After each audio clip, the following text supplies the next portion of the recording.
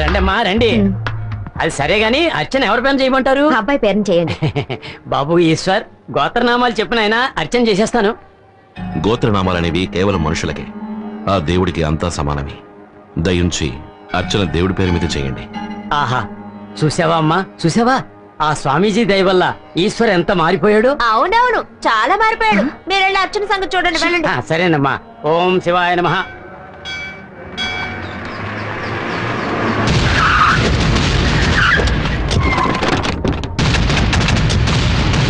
ఒట్టి వాగుడు నీ కూతుర్నే కదా.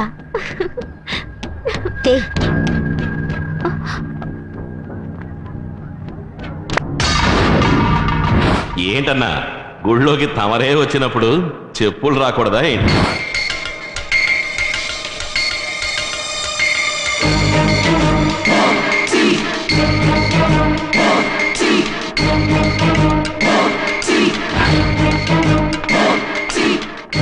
అయ్యా,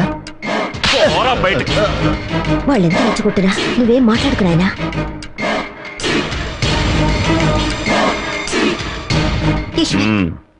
లోపలికి పో, పో లోపలికి.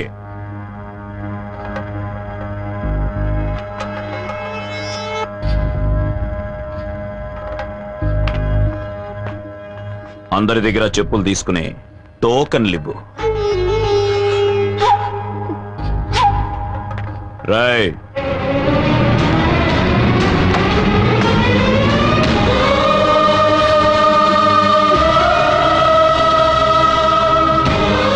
ఏమండి 420 ఇందా.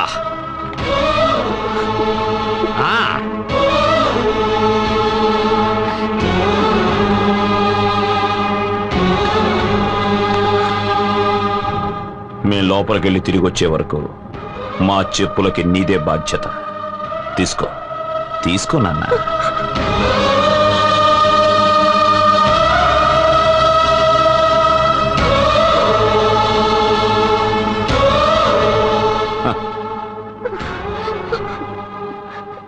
బయటకు రాన్నయ్య, రా అన్నయ్య.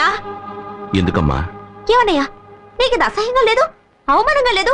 అడ్డమైన వాడు చెప్పులు తీసి లోపల పెడుతున్నావు, బయటకు రాన్నయ్య. ఇలా చూడమ్మా, ఇంతవరకు ఇక్కడ ఒకడు ఉండేవాడే, వాడు మనిషే కదా, వాడు ఇదే పనిగా చేశాడు. ఇది నాకు అసహ్యం అనిపించట్లేదమ్మా. ఇప్పుడు సంతోషమేగా, ఇప్పుడు నీకు సంతోషమేగా. ఈ సీన్ ఇక్కడే ఉండి కళ్ళారా చూసి ఆనందించరా. నేను వెళ్తున్నాను.